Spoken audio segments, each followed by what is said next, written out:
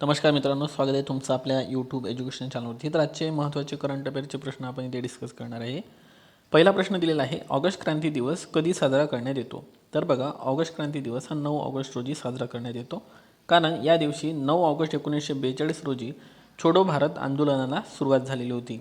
आणि महत्त्वाचं म्हणजे डू आर डाय म्हणजेच करा किंवा मरा हा इथे संदेश पण देण्यात आलेला होता. त्यामुळे हा दिवस आपल्यासाठी इम्पॉर्टंट आहे. जागतिक सिंह दिवस हा 10 ऑगस्टला साजरा केला जातो आणि या दिवसाची सुरुवात ही 2013 पासून करण्यात आलेली आहे. तर जागतिक व्याघ्र दिवस कधी साजरा केला जातो? तर तो साजरा केला जातो 29 जुलैला. हा एक पॉईंट आपल्याला लक्षात ठेवायचा आहे. मग टायगर प्रोजेक्ट कधीचा आहे? तर बघा, टायगर प्रोजेक्ट आहे 1973चा. तर सिंह प्रोजेक्ट जो आहे, ज्याला लॉयन प्रोजेक्ट म्हणतो, तो आहे 1972चा.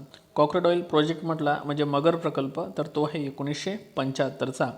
त्यानंतर रिहानो प्रोजेक्ट आहे एक गेंडा प्रकल्प, तो आहे 1987चा. आणि महत्त्वाचं म्हणजे एक आहे एलिफंट प्रोजेक्ट, तो आहे 1992चा. तर हे सगळे जे प्रोजेक्ट आहे ते व्यवस्थित पाठ करून घ्या, कारण राज्यसेवेमध्ये यावरती प्रश्न विचारलेले आहे. भारतातील पहिले धान्य ATM कुठं सुरू करण्यात आलेले आहे? तर ते ओडिशा या राज्यामध्ये सुरू करण्यात आलेले आहे. प्रश्न महत्त्वाचा आहे, लक्षात ठेवायचा आहे. ATMचा फुल फॉर्म काय होतो? मग ऑटोमॅटेड टेलर मशीन, लक्षात असू द्या.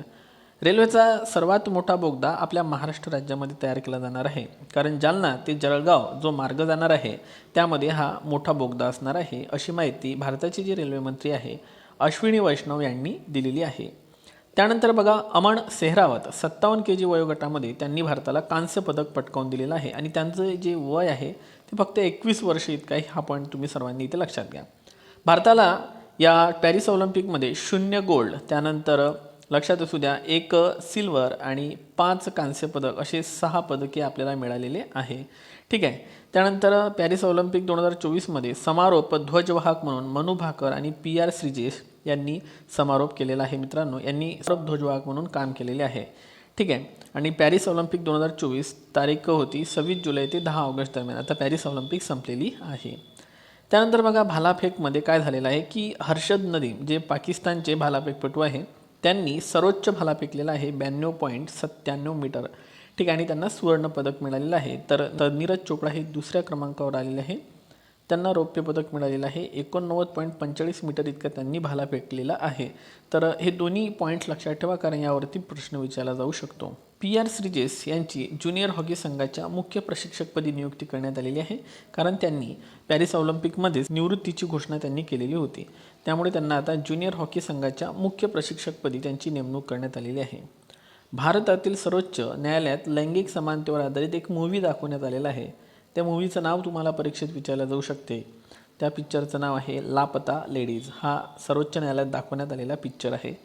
मग इथे का दाखवण्यात आला? कारण सर्वोच्च न्यायालयाच्या स्थापनेला 75 वर्ष पूर्ण झालेली आहे आणि तो अमृत महोत्सव जो आहे तो 75व्या वर्षी साजरा केला जातो. सर्वोच्च न्यायालयाची स्थापना ही कलम 124 नुसार करण्यात येते. सध्या सर्वोच्च न्यायालयाचे जे 50वे सरन्यायाधीश आहे ते आहे DY चंद्रचूड. हा पण पॉईंट सर्वांनी इथे लक्षात घ्या.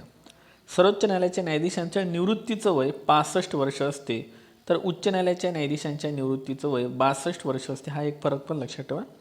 अभिनव बिंद्राला ऑलिम्पिक ऑर्डर अवॉर्ड 2024 देऊन सन्मानित करण्यात आलेला आहे आणि या अगोदर हा पुरस्कार इंदिरा गांधी यांना 1983मध्ये देण्यात आलेला होता. सुरुवात झालेली होती ऑलिम्पिक ऑर्डर पुरस्काराची 1975. तर या पद्धतीनं हे होते आजचे करंट अफेअरचे प्रश्न. लेक्चर आवडलं असेल तर लाईक करा, मित्रांपर्यंत शेअर करा. थँक्यू. आहे शिवशाहीर बाबासाहेब पुरंदरे पुरस्कार 2024 कोणाला देण्यात आलेला आहे? तर डॉक्टर रघुनाथ माशेलकर यांना शिवशाहीर बाबासाहेब पुरंदरे पुरस्कार 2024 देण्यात आलेला आहे आणि या पुरस्काराची जी रक्कम आहे ती आहे 1,00,000 रुपये. मित्रांनो, आपल्या राज्यातील सर्वोच्च जो अवॉर्ड आहे तो आहे महाराष्ट्र भूषण आणि महाराष्ट्र भूषण पुरस्काराची रक्कम जी आहे ती आहे 25,00,000 रुपये इतकी. हा एक पॉईंट लक्षात ठेवा सर्वांनी. त्यानंतर आसाम रायफलचे नवीन महासंचालक कोण झालेले आहे? तर ते झालेले आहे विकास लखेडा. 6 ऑगस्ट व 9 ऑगस्ट 1945मध्ये अमेरिकेने जपानमधील 2 ठिकाणी बॉम्ब टाकलेला होता दुसऱ्या महायुद्धाच्या दरम्यान. दुसरं महायुद्ध 1939 ते 1945 दरम्यान झालेलं होतं. तर पहिलं महायुद्ध 1914 ते 1918 दरम्यान झालेलं होतं. तर हिरोशिमा दिवस जो असतो तो 6 ऑगस्ट हिरोशिमावर बॉम्ब टाकण्यात आला. तर नागासाकीवर 9 ऑगस्टला बॉम्ब टाकण्यात आला होता आणि जो अणुबॉम्ब होता 6 ऑगस्टला जो हिरोशिमावर टाकलेला होता त्याचं नाव लिटिल बॉय आणि नागासाकीवर जो 9 ऑगस्टला बॉम्ब टाकलेला होता अणुबॉम्ब त्याचं नाव होतं फॅट बॉय. आणि लक्षात असू द्या मित्रांनो, 9 ऑगस्टला जागतिक आदिवासी दिवससुद्धा असतो. त्यानंतर अन्नू राणी कोणत्या खेळासंबंधित आहे, तर अन्नू राणी आहे भालाफेकपटू. विनेश फोगट आहे कुस्तीपटू, ज्या की 50 kgमध्ये होत्या. तुम्हाला सर्वांना माहीत आहे त्यांचं 100 ग्रॅम वजन जास्त असल्यामुळं त्यांना स्पर्धेतून बाद करण्यात आलेलं आहे. त्यामुळे त्यांचा कुस्ती गट कोणता आहे हा आपल्याला परीक्षेत प्रश्न येऊ शकतो. नीरज चोपडा हे आहे आपल्या भारताचे प्रसिद्ध भालाफेकपटू. आता तुम्हाला सर्वांना माहीत आहे की नीरज चोपडा यांनी पॅरिस ऑलिम्पिकमध्ये रौप्य पदक पटकावलेलं आहे. तर सुवर्णपदक कोणी पटकावलं आणि ते कोणत्या देशाचे आहे आणि भाला किती फेकला त्यांनी, हे नक्की खाली कमेंट बॉक्समध्ये सांगा. GST संकलनात प्रथम क्रमांकाचं राज्य कोणतं ठरलेलं आहे, तर ते ठरलेलं आहे आपलं महाराष्ट्र. GST म्हणजे होते गुड्स अँड सर्व्हिसेस टॅक्स, वस्तू आणि सेवा कर. मग भारतात कधी लागू झाला हा टॅक्स? 1 जुलै 2017 पासून. GST संबंधित एक घटना दुरुस्ती आहे, हा एक प्रश्न पाठ ठेवा. 101वी घटना दुरुस्ती संबंधित जे विधेयक आहे ते आहे 122. विधेयक म्हटलं तर 122 आणि घटना दुरुस्ती म्हटलं तर 101वी. लता दीनानाथ मंगेशकर पुरस्कार 2024 कोणाला देण्यात आलेला आहे, तर ज्येष्ठ अभिनेते अमिताभ बच्चन यांना लता दीनानाथ मंगेशकर पुरस्कार देऊन गौरवण्यात आलेले आहे. भारतातील पहिले AI शिक्षिका म्हणजे भारतातील पहिली जी AI शिक्षिका आहे ते कोण झालेली आहे, तर तिचं नाव आहे इरिस. ठीक आहे, एक शाळा आहे तिरुअनंतपुरममध्ये, त्या ठिकाणी ती शिक्षिका आहे आणि राज्य आहे केरळ. ओके, सो नाव पाठ ठेवा, इम्पॉर्टंट आहे. मग आता AI म्हणजे काय, तर AI म्हणजे होते आर्टिफिशियल इंटेलिजन्स, कृत्रिम बुद्धिमत्ता, आणि हे संगणकाची 5th जनरेशनची टेक्नॉलॉजी आहे. COP28 म्हणजे conference of party Dubai UAE 2023मध्ये पार पडली आणि COP29 2024ची बाकू अझरबैजान. तर COP27वर MPCने पण प्रश्न विचारलेला होता. शर्म अल शेख इजिप्त या ठिकाणी ही पार पडलेली होती. जोडा आम्हीसुद्धा येऊ शकतो. आणि COP जे 1 होती ते जर्मनीमध्ये 1995ला पार पडलेली होती. सर्वात स्वच्छ राज्य कोणाला म्हणून घोषित करण्यात आलेलं आहे, तर ते म्हणजे आपल्या महाराष्ट्र राज्याला. आणि सर्वोत्कृष्ट कृषी पुरस्कारसुद्धा हा अवॉर्ड आपल्या महाराष्ट्र राज्यालाच मिळालेला आहे. ठीक आहे, तर महाराष्ट्राची स्थापना ही 1 मे 1960मध्ये करण्यात आलेली होती. महाराष्ट्र जेव्हा स्थापन झाला होता तेव्हा महाराष्ट्रामध्ये एकूण 26 जिल्हे होते, ते आज 36 जिल्हे इतके झालेले आहे, लक्षात असू द्या. रेमल चक्रीवादळ जे आहे ते बंगालच्या उपसागरात निर्माण झालेले आहे. तर रेमल हे नाव कोणी दिलेलं आहे? ओमान या देशाने. मग रेमल या शब्दाचा अर्थ काय होतो? तो होतो वाळू. तर लक्षात असू द्या, वाळू हा त्याचा अर्थ होतो आणि बंगालचा उपसागर आणि ओमान या देशाने नाव दिलेले आहे. 4 वेळा युरो कप जिंकणारा देश कोणता ठरलेला आहे, तर तो आहे स्पेन. आणि विजेता आहे स्पेन आणि उपविजेता आहे इंग्लंड. तर हा पॉईंट लक्षात ठेवा. ठीक आहे, त्यानंतर ब्रिटनचा सर्वोच्च नाईटवूड अवॉर्ड 2024 कोणाला देण्यात आलेला आहे, तर भारती एंटरप्राइजेसचे जे अध्यक्ष आहे, संस्थापक आहे सुनील मित्तल यांना हा अवॉर्ड देण्यात आलेला आहे. आणि हा प्रश्न मोस्ट टाईमपी करा, कारण येणाऱ्या परीक्षेमध्ये यावरती आपल्याला नक्कीच प्रश्न विचारले जाणार आहेत.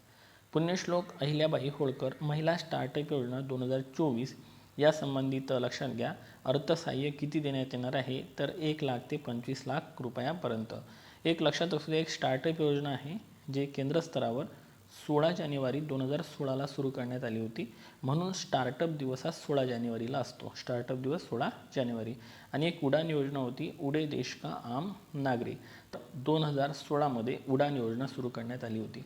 तर तुम्ही मला खाली कमेंट बॉक्समध्ये सांगा उडान दिवस कधी साजरा केला जातो. आणि शेवटचा आणि महत्त्वाचा प्रश्न, मुंबईतील चर्चगेट रेल्वे स्टेशनचे नामांतरण काय करण्यात आलेले आहे, तर CD देशमुख असे करण्यात आलेले आहे. मग CD देशमुख कोण होते, तर RBIचे पहिले भारतीय गव्हर्नर होते. RBIची स्थापना 1 एप्रिल 1935मध्ये करण्यात आलेली होती. RBIचं जे मुख्यालय आहे ते मुंबई या ठिकाणी आहे. RBIचं राष्ट्रीयकरण 1 जानेवारी 1949मध्ये करण्यात आलं होतं. तेव्हा RBIचे जे गव्हर्नर होते ते CD देशमुख हेच होते. आणि सध्याचे जे गव्हर्नर आहे 25वे ते आहे शक्तिकांत दास. तर हे होते आजचे महत्त्वाचे प्रश्न. व्हिडिओ आवडला असेल तर लाईक करा, मित्रांना शेअर करा. Thank you so much.